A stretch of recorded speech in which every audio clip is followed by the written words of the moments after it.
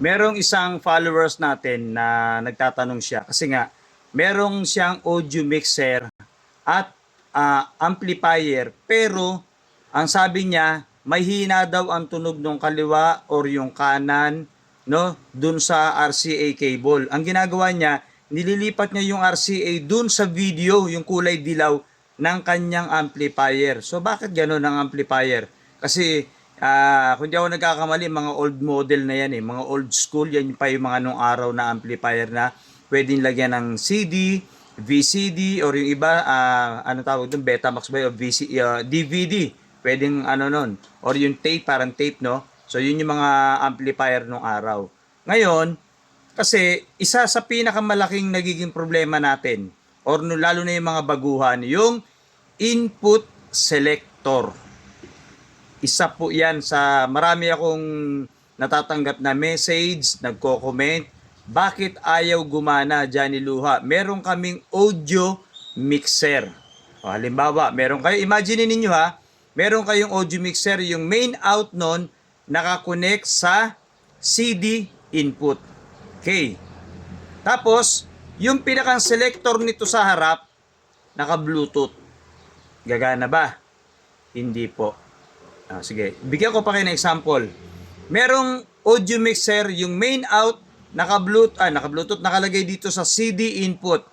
Tapos yung kanilang amplifier, naka-FM. Gagana ba ang audio mixer?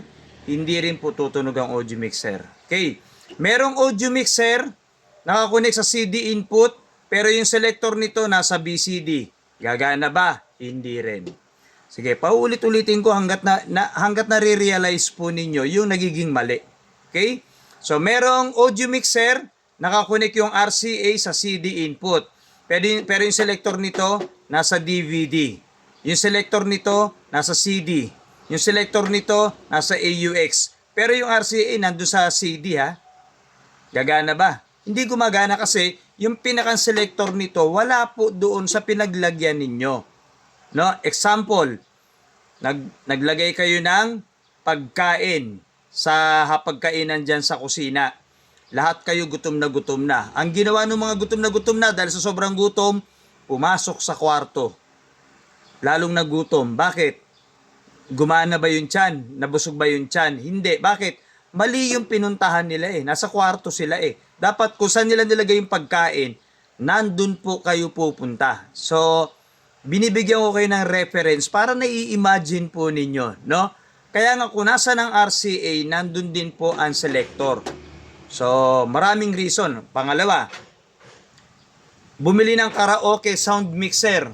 Karaoke sound mixer, ganun din ang ginawa. Nilagay sa CD input, yung cellphone, ibinlutot dito. Tapos magrereklamo, sira yung nabili kong audio mixer or karaoke sound mixer. Bakit? Ayaw nga ni gumana. Kasi binaliwala nyo po yung audio mixer. Binaliwala nyo yung karaoke sound mixer. Kasi, ba't pa kayo naglagay no? Kung i-bluetooth nyo lang yung cellphone nyo rito. Huwag nyo i-bluetooth. Kaya nga, pag nandito yung RCA, yung pinakang RCA ninyo, halimbawa CD input, tapos yung audio mixer ninyo, ginagamit ninyo, lahat po ng source of music, lahat po dadaan sa audio mixer. Hindi po kayo mag-FM, hindi po kayo mag-DVD, hindi po kayo mag-BBCD, hindi kayo mag-AUX or tuner or kung ano pa man, ABC, kung ano pa man po na input ang meron kayo. Kung saan po nakalagay yung RCA at yung audio mixer ninyo nasa ibabaw, lahat po dapat dadaan mismo doon sa audio mixer. Lahat. Pati karaoke sound mixer kung meron kayo, doon po dapat dadaan.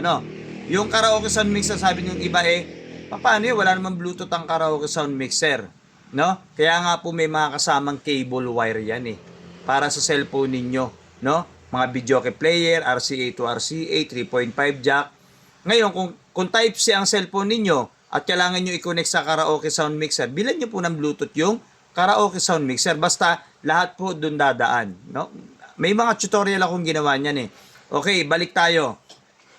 Kaya ako dinidiscuss yung kay brother, yung sinabi ko sa kanyang luma na yung kanyang or old model na yung kanyang audio mixer. Kasi sabihin na natin na dahil sa katagalan, mga panahon, matagal na. Baka hindi na gumagana, pero ang tibay nun ha, matagal na ha. So baka hindi na gumagana yung isang channel. So sabi ko i-troubleshoot.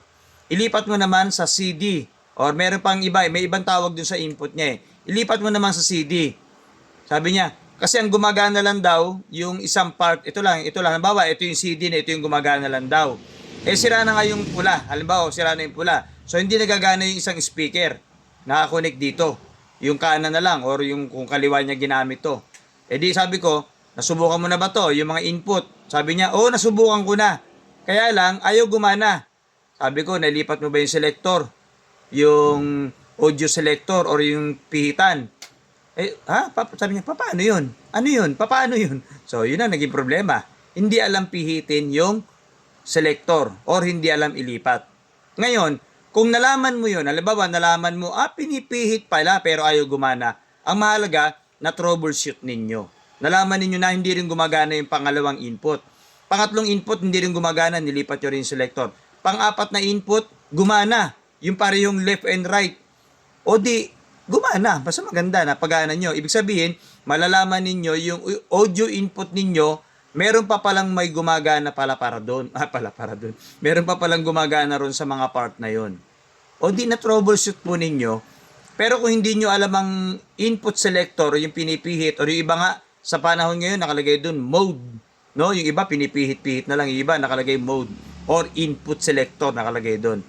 So, kaya lagi kong tinuturo po sa inyo yung mga part na yan, yung mga parts na yan na pinipindot para alam po ninyo na may mga dahilan pala yun. May mga reason pala yun bakit nakalagay. May mga naka-assign yun sa bawat ganito. Kaya sa sinasabi ng iba, palibasa basic lang ang alam mo. Kita nyo ngayon, di ba? Input selector, hindi pa alam ng iba. Kaya nandito tayo sa larangan ng mula kinder hanggang kolehiyo, hanggang makagraduate kayo, hanggang matuto kayo. No? Kaya yung mga basher, welcome po sa inyong lahat. Kailangan yung pag-trending ng video natin. Kaya welcome lahat ng basher. No? Okay, so importante ang input selector. Kaya nga ang tawag doon ay troubleshooting or troubleshoot. Hinuhuli ninyo kung ano yung nagiging problema. No? Hinuhuli ninyo. So, halimbawa nga, gaya nun, isa lang ang channel na gumagana. Okay. Pwede bang pagganahin yung kaliwa nito? Gumagana naman to eh. Pwede ba? Hindi po. Bakit? Kasi lilipat kayo ng selector. Ililipat nyo yung, halimbawa, ito yung gumagana, tuner. O ialisin nyo yung RCA. May nakalagay ditong RCA. May nakalagay ditong RCA dahil gusto nyo pagganahin yung left and right audio nito. So, hindi po. Kasi wala kayo dito sa selector eh. Yung pihitan. So, kung nandun lang kayo, nandun lang kayo. Yun lang yung part na dapat gumana.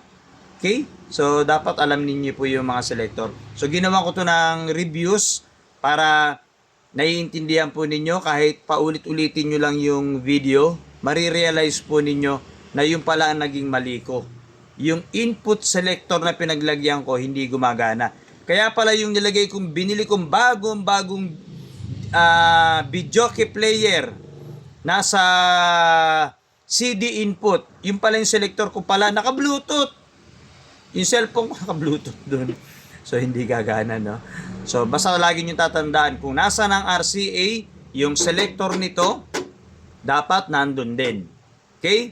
Kaya kung naglagay kayo ng pagkain sa lamesa, sa hapagkainan, sa kusina, doon kayo kakain, hindi kayo kakain sa CR or sa kwarto. No? Huwag kayong magpuntahan doon, wala doon yung pagkain. So, ganun din yun sa amplifier. Kung nasan dito yung RCA, huwag nyong ipilit dito, wala dito.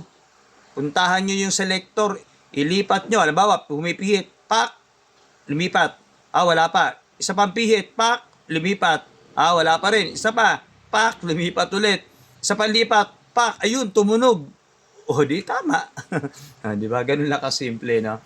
So, integrated kasi, lalo na sa mga baguhan, napakahirap po talaga mag-setup. Kasi, ang daming pindutan, ang daming pihitan, no?